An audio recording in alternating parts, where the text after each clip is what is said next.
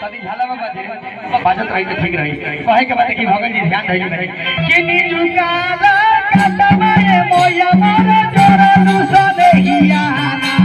आए हो जोरा लुसा देहिया आ मोया हो जोरा लुसा देहिया आए हो जोरा लुसा देहिया आ मोया हो बाबा नुरे भागा तारा गोटिया जो है ना हो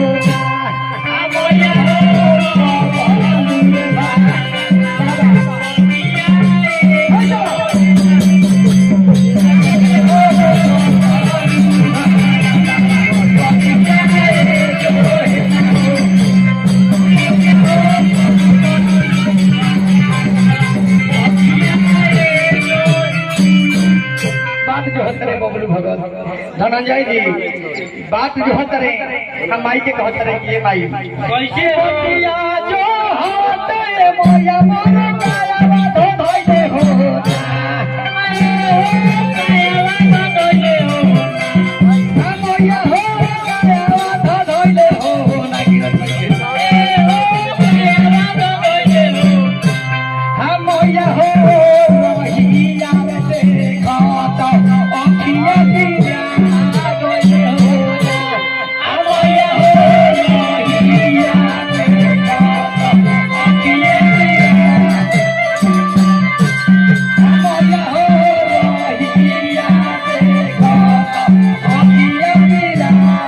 गइले हो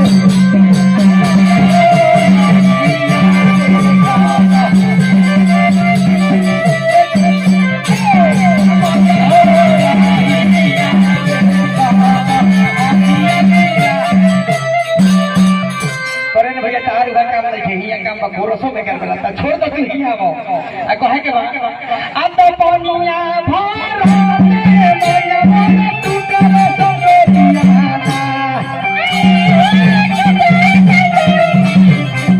आ मोया हो टूटल संगे दिया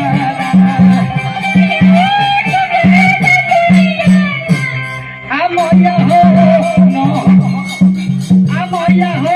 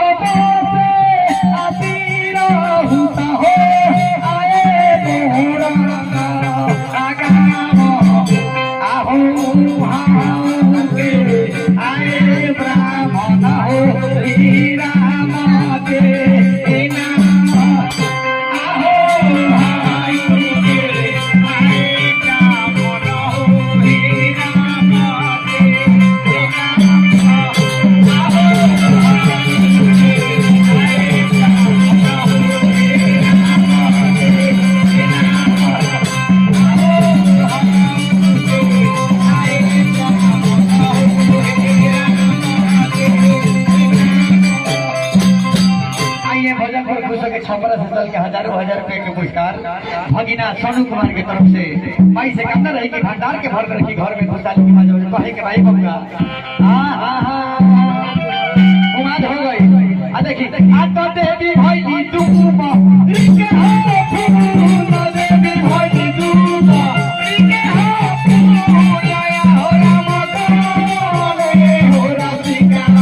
मैया के बोला आवे हो